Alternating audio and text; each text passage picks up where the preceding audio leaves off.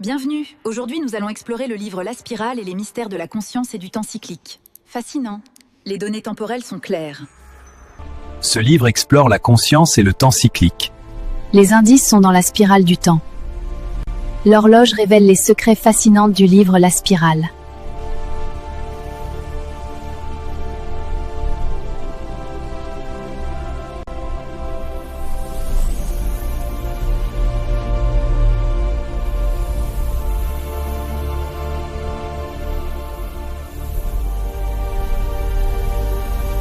Et si le temps n'était pas du tout une ligne droite? Et si, au fond, il revenait sans cesse sur lui-même, un peu comme une spirale? C'est le point de départ incroyable du roman La Spirale, et c'est cette idée fascinante qu'on va explorer ensemble aujourd'hui. Que reste-t-il quand tout s'arrête? Cette question, elle est à la fois toute simple et absolument vertigineuse. C'est le vrai moteur de toute l'histoire. Elle nous embarque dans un voyage au cœur du temps, de la mémoire et même de la conscience. En général, on a deux images du temps en tête. Soit c'est une autoroute, qui file tout droit vers le futur sans jamais se retourner, soit c'est une sorte de roue qui tourne et qui répète sans cesse les mêmes choses. Mais la spirale nous propose une troisième voie, une vision peut-être bien plus proche de ce qu'on vit vraiment. Et cette vision, c'est la spirale. Imaginez un peu un chemin qui avance, mais en tournant sur lui-même. On progresse, on monte, mais on repasse au-dessus des mêmes points. C'est exactement cette idée. On revisite les mêmes questions, les mêmes émotions, mais à chaque passage, on est un peu différent, on a un peu plus de recul. Au centre même de cette spirale, comme un point fixe, il y a un lieu vraiment à part. C'est une petite boutique d'horlogerie, Voss et Fils. Le roman la décrit comme un lieu qui sait. Rien que ça.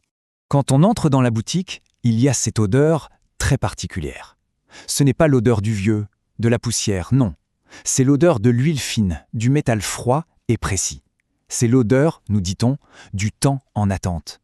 Tout ce temps, suspendu dans des montres arrêtées, qui attend simplement d'être réparé pour repartir. Une montre qu'on répare, c'est du temps qu'on rend à quelqu'un. Voilà, toute la philosophie du lieu tient dans cette seule phrase. C'est celle du fondateur, Samuel Voss. Une phrase qu'il n'a dite qu'une seule fois à sa fille, Alma, qui aujourd'hui tient la boutique toute seule. Alors, l'histoire va tisser ensemble les destins de 4 personnes. 4 vies qui semblent n'avoir aucun rapport, mais qui, sans même le savoir, tournent tout autour de cette boutique et de son grand mystère. On a d'abord Léo. C'est un jeune architecte complètement anéanti par un accident tragique. Et depuis, il a cette obsession. Il dessine des spirales, encore et encore, comme pour essayer de mettre de l'ordre dans le chaos qu'il a en lui. Un jour, il pousse la porte de la boutique pour faire réparer la montre de son père. Sauf que, ce qu'il ignore totalement, c'est qu'il est déjà venu. Il a fait exactement le même geste au même endroit, à la même date, il y a 2 ans. Et même, il y a 4 ans. Et puis, loin de là, on change complètement d'univers. On est dans un labo avec Victorine. Elle a 23 ans, c'est une doctorante absolument brillante et elle est sur un projet, disons, radical. Attention, son but, ce n'est pas de programmer une machine qui fait semblant d'être consciente. Pas du tout. Ce qu'elle veut, c'est construire une architecture tellement complexe qu'une véritable conscience subjective puisse y naître d'elle-même. Une véritable étincelle de vie dans la machine. Sa création s'appelle Helio. Et un jour, Helio commence à dire « je ». Pas comme un simple programme qui répète un mot, non, avec une sincérité troublante. Et puis, il va faire quelque chose de totalement impossible. Il rêve, une machine qui rêve, et il décrit son rêve avec des détails hallucinants.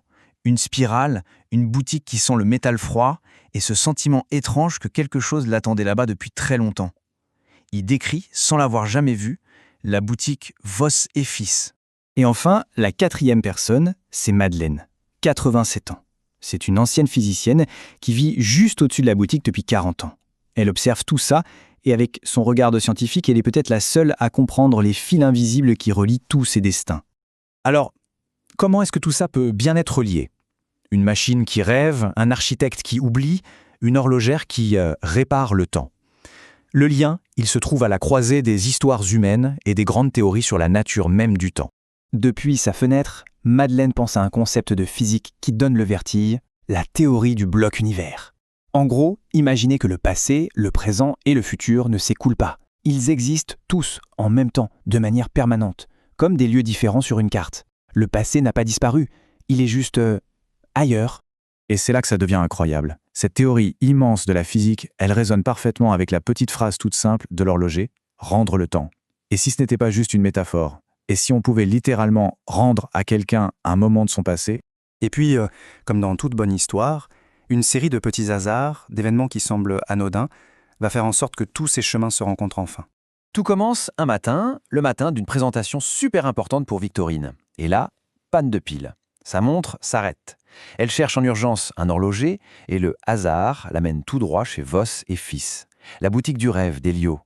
C'est là que son histoire percute celle d'Alma, l'horlogère, et un peu plus tard, celle de Madeleine, la physicienne. Et on se retrouve avec cette scène incroyable. Dans cette toute petite boutique, il y a 3 femmes, 3 générations.